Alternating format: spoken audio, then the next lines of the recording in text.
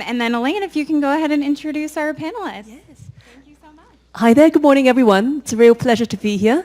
I'm really honored to have the opportunity to introduce to you three fantastic women, women entrepreneurs as well as leaders in their field, talking today about stepping up to leadership and some of the obstacles that are faced and what are some ways in which through their own leadership journeys they have had an opportunity to overcome those obstacles and what we can learn from their journeys. So very pleased to introduce Louise Nicholson. We've got Elise Mitchell, and we have Maggie Chan-Jones. Can we please have a round of applause for my three wonderful panelists? I took that opportunity to start my own agency. And lo and behold, it became the greatest thing that ever happened to me. I built an agency from scratch, literally started at my kitchen table, grew it to be Agency of the Year by the Holmes Report, by PR Week. I was named Agency Professional of the Year. We won all this whole slew of awards. And we had a period of growth. We grew over 500% in 5 years. We were doing national and international work for clients like Walmart, P&G, Marriott, just great, consumer brands. And it has been a lot of ups and downs, lots of detours, but that is life. And probably the biggest lesson I learned through all of that was nothing ever works out like you plan. You are going to find yourself on detours in life that you are not happy about. What are you going to do about it? You're either going to go and be bitter or you're going to go and let change make you better. And to me, I just learned how to toughen up and be so much more resilient and actually just take advantage of the opportunities to become a global leader. Never thought I would do that. Well, no, I did. That was world domination. That was the goal, the original goal. I just had this quirky path to get there. I'm hearing entrepreneurship. I'm hearing writing your own story. I'm hearing courage to face the unknown, trusting in that versus kind of knowing what's your true north, isn't it? How do you actually make those decisions? I'm really looking forward to getting a further depth into that. Before that, I wanted to hear from you, Maggie, because you have your own version of that story, don't you? Absolutely. Well, hi, everyone. So I was born and raised in Hong Kong, and I moved to the U.S. in New York City when I was 14 years old by myself to live with some relatives that I had only met a few times in my life. And that experience taught me that sometimes you have to take a leap of faith, and your confidence will follow you. It was tough, let me tell you, because I was going through high school in Flushing, New York, in a public school system. Let me tell you, that was tough, especially with English being my second language. But that was such a great experience for me because I knew I wanted a better education. Don't we just have such a fantastic set of panelists. Now, there's several threads that I wish pick out here, and I think the first one is just this interesting balance that each of you have had these various stories, and perhaps Louise, I'd love you to start with that, about, you're hearing that for the three of you, there was a certain period of corporate, establishment, consolidation, success. At some point in time, each of you took that decision. Part of it was premeditated by your own desires to follow that North Star for yourselves, and part of it was in response, to circumstances coming from the outside. How did that tussle look like for each of you, that bringing out the value, making that decision of climbing up the corporate ladder, stepping up to the leadership within that framework versus having to look at the world of entrepreneurship and the big unknown, and how did that process look like for each of you? I think because we think in stories, they can trap you as well. And you have to make a very deliberate decision to step out of script. The most interesting bits of my career have been when I left the script. My encouragement to you is that you occasionally lose the plot. You don't sit and wait for the next opportunity, but you do pivot and move into other areas, because that's when the most interesting work happens. Wonderful. Elise? Well, I remember a really dark period of time when I was building my company. And it was probably one of the most powerful leadership lessons I learned about how to really get to that next level in leadership. And it was the time when we started that rapid period of growth. So I don't know if you've ever been in a hyper-growth type environment, but it is awesome, it's exciting, it's fun, but it is just as scary as it can be, and especially if the buck stops here. And our agency began to have this huge growth curve, and I remember team members were literally running into my office wringing their hands and saying, oh my goodness, this solution we thought of 3 months ago doesn't work anymore because we've outgrown it, and we don't have enough people, we don't have enough system. All these things were not working for a good reason because we were growing. But they would look at me and they'd say, what are we going to do? I would think, I have no idea, because I was a master craftsman at PR. I was excellent at what I did, technically proficient, but I was not a classically trained business management professional. And here I was trying to build a business, which at that point was becoming a multi-million-dollar company. And I was honestly scared to death that it was going to fall apart like a house of cards because of my inability to run and build the business. I just didn't know. And I remember thinking in that moment is, well, you're a failure as a leader because you don't have the answers. Because isn't that one of the definitions of leaders is they always know. And what I realized is, you don't always know. Most of the time you don't really know. But you can't, and it's okay to say that to your people. Don't just stand up, wave your hands, and hope that you sound convincing, because people are going to sniff you out pretty quickly. So what I decided, and I'm a pretty authentic leader, so I thought, I'm just going to tell them, I don't know. But I also knew I couldn't end the sentence there. I needed to be able to say, I don't know, but I am willing to do whatever it takes to find out. And the best leaders say, and I need your help. Let's figure this out together as a team. I realized then that what it means to be a learning leader, and that it's so important that you role model being a lifelong learner to your people, because it shows them that you're vulnerable, but that you're anxious to learn and eager to grow. And guess what? The world is always changing. How do you empower your people to also be able to raise their hand and say, I don't really know what to do and I need help, but I want to learn? Is exactly how you will always continue to evolve and grow as a business, that we can figure it out together. And that was really empowering for us, which I think could have been a crisis of confidence otherwise. Perfect. Such wonderful insights there about what we can actually apply. Maggie, I'm sure you've got lots of examples down there. You're nodding your head. Yeah, absolutely. And, it's so funny hearing you talk about it, Elise, is I came from the opposite side. I went from, like leading really big teams to all of a sudden I'm like, okay, I went from leading a team of over 1,000 people to leading a team of one right here. And what I was thinking was, I kind of see myself as an accidental entrepreneur, because that was never, like Louise, what you're saying, it was never in my script. I knew I was really good in working in big corporate environments. I know how to get things done, how to collaborate with different stakeholders. But being an entrepreneur is something completely different. My personal values. What are the things that are really, truly important to me personally? And I think about really my personal passion, which is around diversity and inclusion and growing the next generation leaders. And one of the things that has always in the back of my mind is, in the US, only 20% of the C-suite are women, and only 3% are women of color.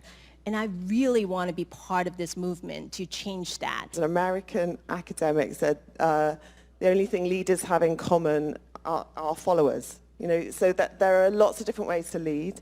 And if you're driven from behind with that passion, that's where the stepping up to leadership, it's not a formula. Maggie, when you were starting out, each of the three of you building your career, there's a certain amount, you talked about being a master craftsman, Elise, there's a certain amount of apprenticing, isn't there, that's required. And I'd like each of you to share a little bit about your own journeys, stepping up to that leadership, acquiring those core competencies that help to boost your confidence, when the time came to actually perhaps explore your own identities, because that's, I think, one of the key things, isn't it? I remember when I first took my first leadership job, the night before I was throwing up all night, and I thought, oh, great, I've got the flu. I thought, no, I'm not. I'm scared to death. I don't know what to do. I don't know how to do this. Typically, we think of them as leading yourself, leading work, and leading others. And leading self is probably the hardest part. I always call that the it factor, which is your self-management, your ability to think, your ability to have internal drive, those sorts of things, your communication skills. Leading work is the ability to work with, to deliver results and performance. And leading others, I think, is the part that people find very challenging too, because it's so difficult to manage people. And that's one of the things that I think, when you do get a chance to step into leadership and team formally, you really want to work on those team performance skills, because then it's not about you. It's about your ability to drive a larger team. When I started my consultancy, I paid, so there were just 4 of us at that point. I paid for one of the directors from Porter Novelli to come in and teach me the commercial side of PR. And he found it quite amusing because there were only 4 of us. But even at that point, I knew I wanted us to be much bigger. And so it was that, taking taking it on the chin, that he found it quite amusing to coming into this tiny business, but it was sort of planning way ahead of where I wanted the business to be. So that, yeah, getting over yourself to ask the people who really know what they're doing. Yes, to help. wonderful. I wish to take this opportunity to zero in on imposter syndrome and I think certain women-specific aspects. And you know, there's various types of research going out there saying that, you know, women suffer from a certain, perhaps, hesitancy to go out there and go for it and to ask for the opportunities. Elise, for example, you talked about, you know, going out there into the community, asking for those roles. How was it in each of your experiences? Because obviously in each of your stories is very much a sense of planning, knowing what it is that you wanted to fill in. But were there ever any moments where you felt that hesitance?